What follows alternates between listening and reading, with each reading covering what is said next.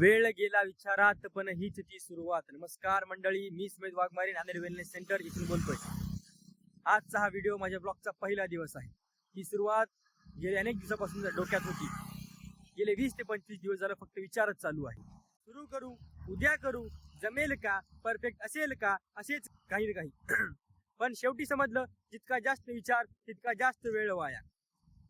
खरं सांगायचं तर परफेक्शन मॅटर करत नाही, सुरुवात हीच मॅटर करते. म्हणून ठरवलं, बस आज सुरू करू.